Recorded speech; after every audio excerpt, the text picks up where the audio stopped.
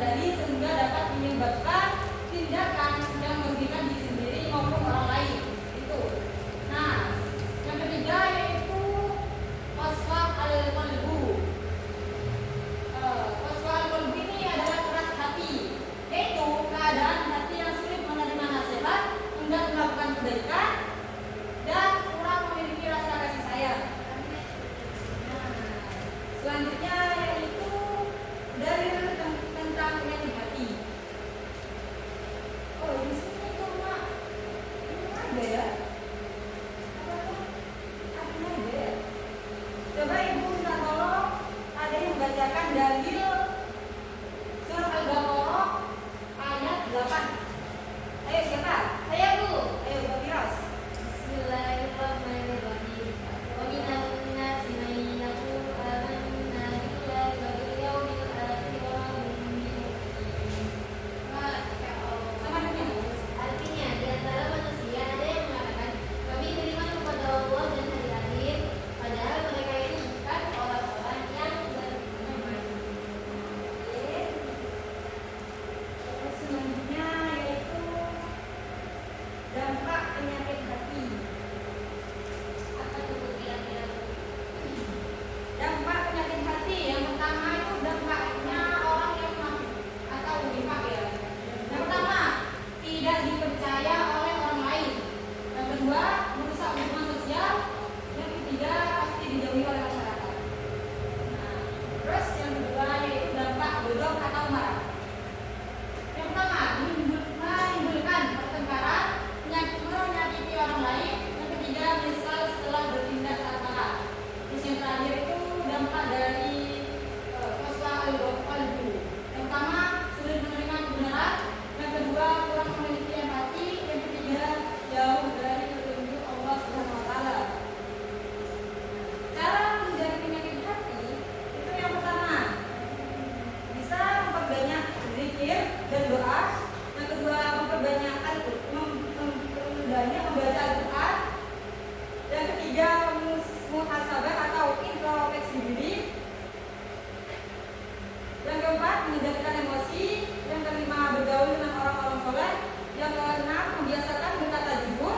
Yang ketujuh, menumbuhkan rasa empati terhadap sesama.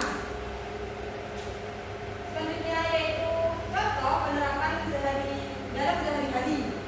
Yang pertama, berkata jujur kepada guru dan teman. Itu contohnya.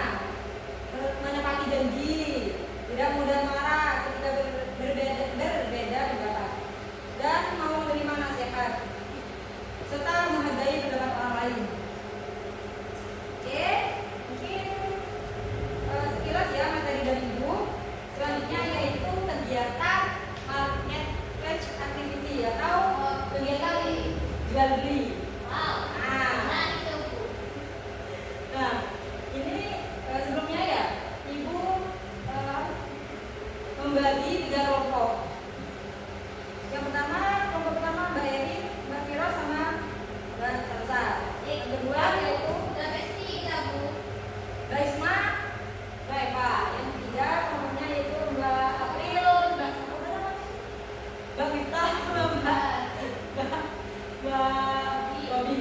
Nah, apa sih kegiatannya? Kegiatannya itu ya, kalian membuat mind mapping. Main mapping. Nah, nanti Ibu itu kasih topiknya itu ya. Kelompok pertama itu tentang nifaq, orang yang munafik. Nah, kelompok kedua tentang orang yang marah atau bodoh. Nah, kelompok tiga tentang keras hati atau qaswa al-qalbu. Nah, di dalam mind mapping itu harus ada judul materi, pengertian, dalil, dampak, cara menghindari, dan contoh perilaku. Nah, nanti karena selanjutnya Ibu akan jelaskan. Ini Ibu akan membagikan kertas untuk membuat mind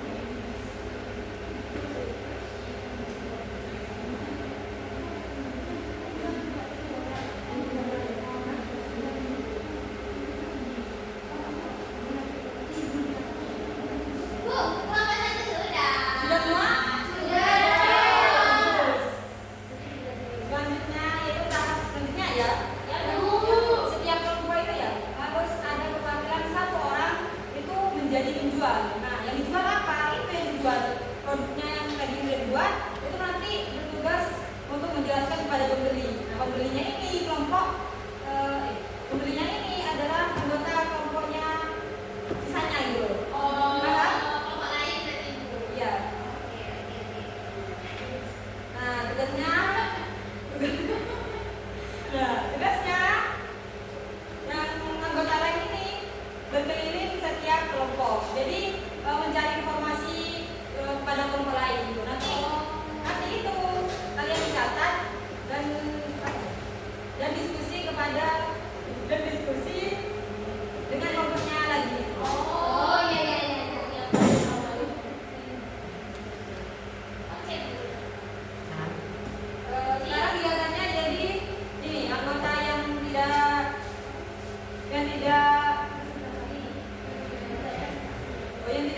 tidak presentasi atau menjadi pembeli itu keliling ke kelompok lain.